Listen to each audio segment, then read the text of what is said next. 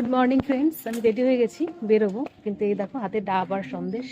পাড়ায় আজকে শীতলা পুজো, ওইখানে দিয়ে তারপরে খাবো, খেয়ে তারপরে বেরোবো। চলো একটু দেখিয়ে আসি ঠাকুর এসছে কিনা, সেটাও আমি জানি না। না আসলেও আমি দিয়ে আসবো এগুলো, পুজো যখন হওয়ার হবে। আমি তো থাকবো না। গেলাম, সব হচ্ছে এখানে। ঠাকুর এখনো আসেনি, তাই না? না, ঠাকুর আসেনি এখনো। দিয়ে গেলাম, ঠাকুর তো এখনো আসেনি। পরে বিকেলবেলা যদি পারি একবার দেখাবো। বাড়ি ফিরছি, আর বাড়ি ফেরার পর আর আমার যাওয়া হয়নি মন্দিরে, তাই আর শীতলা মায়ের দর্শনও করা হলো না। তাই দেখো চা নিয়ে বসেছি, তবে এই যে প্রসাদ পেয়েছি এখানে, দেখো তরমুজের টুকরো আর মিষ্টি, এগুলো শীতলা মায়েরই প্রসাদ পেয়েছি বাড়িতে বসেই। এরপরে আবার চলে এলাম বৃহস্পতিবারে। বৃহস্পতিবার থেকে আবার ব্লগটা স্টার্ট করেছি। তোমাদের অনেকেরই ভীষণ ভীষণ মানে চিন্তা ছিল, তো দেখো চিন্তার হয়তো অবসান কিছুটা হলেও করতে পারলাম। তো যাচ্ছি একসাথে।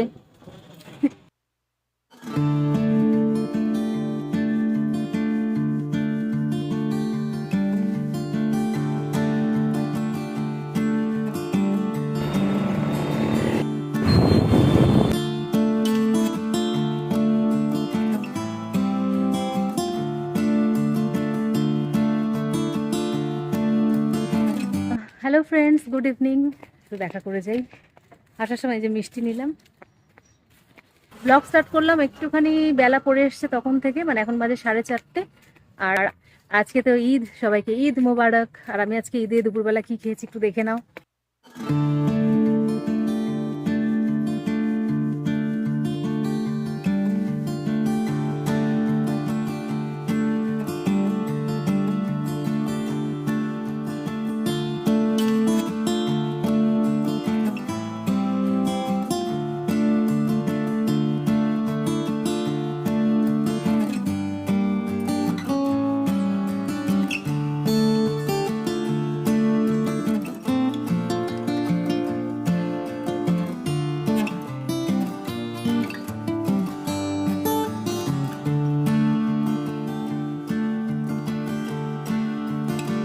দুপুরে খাওয়া দাওয়া করে একটুখানিও রেস্ট নিইনি, একদম রেডি ফেডি হয়ে বেরিয়ে পড়েছিলাম। তো এখন পৌঁছেও গেছি, চলে এসেছি বাপের বাড়ির রাস্তায়। আশিসে একটা কাজ আছে এদিকে, ও সেদিকে চলে গেল, আর আমি নেমে গেলাম আইসক্রিম নিয়ে ওই বাচ্চা দুটোর জন্য। যাচ্ছি বাড়ির দিকে।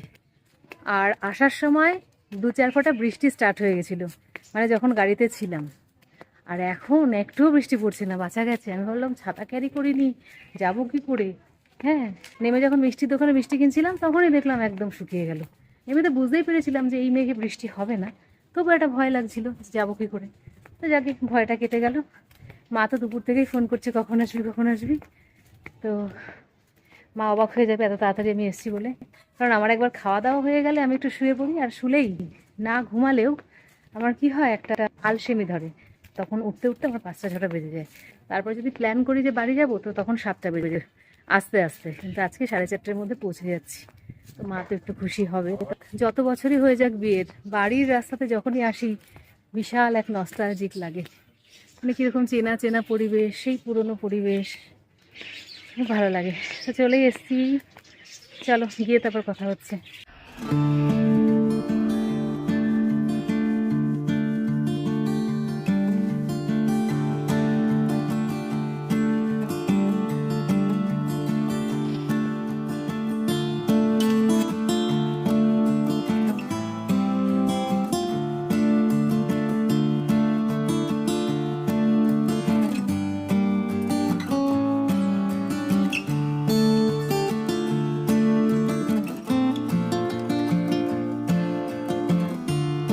এই একজন তাকাই, ক্যামেরা তাকাই, এখানে তাকাই।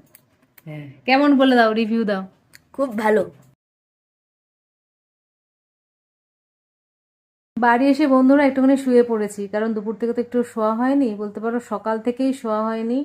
সেই যে ঘুম থেকে উঠেছি সকালে, কাজ করেই যাচ্ছি একের পর এক।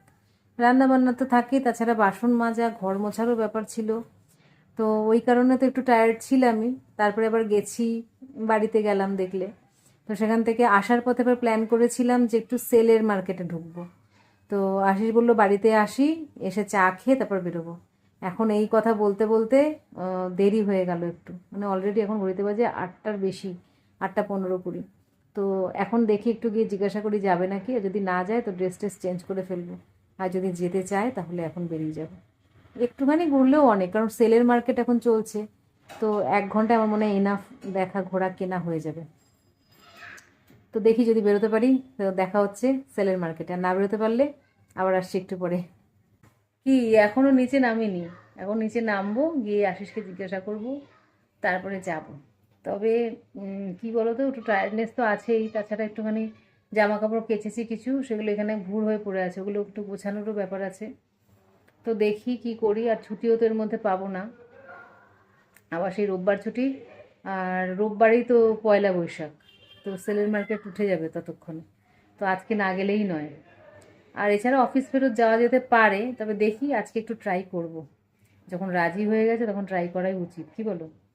আর বলছিলি সেলের মার্কেট থেকে খুব বেশি কিছু তো কেনা হয় না, তবে সেলের মার্কেটে ঘুরতে ভালো লাগে, খুব কম দামে যে জিনিসগুলো পাওয়া যায়, যেমন গামছা, নাইটি, হুম, সবসময় পরার প্যান্ট ছেলেদের, এই সমস্ত পাওয়া যায়, ওইগুলোই কিন্তু কেনা হয় দেখবে সেলের মার্কেট থেকে।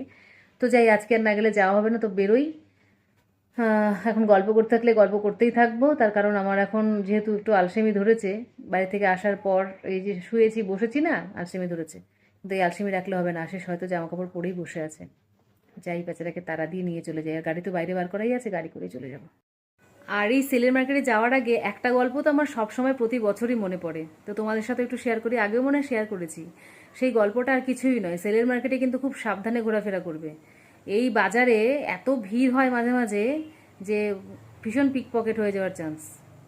আমার তো একবার অনেক দিন আগে, মানে তখন অর্কও হয়নি, সেই সময় সেলের মার্কেটের কথা সেই সময়কার একদিন সেলে গিয়েছিলাম জামা কাপড় কিনতে বা দেখতে, ঘুরতে আসার সাথেই গিয়েছিলাম। তো এমন একটা ভিড় আমাদের চেপে ধরলো, আর ফট করে আমার ব্যাগ থেকে পার্স তুলে নিয়ে চলে গেছিল। এই কদিন আগে বাস থেকে যেরকম হলো সেই রকম। এই নিয়ে দুবার আমার এরকম পার্স চুরি হলো, একবার সেলের মার্কেটে আর একবার ওই বাস থেকে। তো ওই কথাটা যতবারই সেল আসে আমার মনে পড়ে, এবং ভীষণ ভীষণভাবে অ্যালার্ট হয়ে যাই আমি, যে একবারই টাকা পয়সা বেশি নিই না, আশিসের একেবারেই টাকা পয়সা বেশি নিই না, খুব একটা টাকা পয়সা লাগেও না যদিও, খুব কম দামের জিনিসই হয়ে যায়, 100-150 টাকায় নাইটি হয়ে যায়, হুম, খুব কম দামে বিছানার চাদর হয়ে যায় এই সময়। তো এই ব্যাপারটা আমার সবসময় মনে পড়ে, আর এই বিষয়টা আমার মনে পড়বেই সেলে কেনাকাটা করতে যাওয়ার আগে, তাই একদিকে ভালো, মানে একবার ওই হয়ে না আমার একেবারে ভালো শিক্ষা হয়ে গেছে। বন্ধুরা সেলে তো যাবই, বন্ধুরা বাজার করতে তো যাব, তবে তার আগে কিন্তু ব্লগটা শেষ করে যাব, কারণ সেলে কখন যাব কখন ফিরবো তারপরে ব্লগ এডিট করে দেওয়ার মতো সময় থাকবে না, তো সেই জন্য এখন একটুখানি এডিট করে ব্লগটা পোস্ট করে তারপর যাব। তো বাই, আজকের ব্লগে এটাই থাকলো, একটু বাড়ি, আজকের ব্লগে এইটুকুই থাকলো। Thank you for watching, take care, love you all and bye by.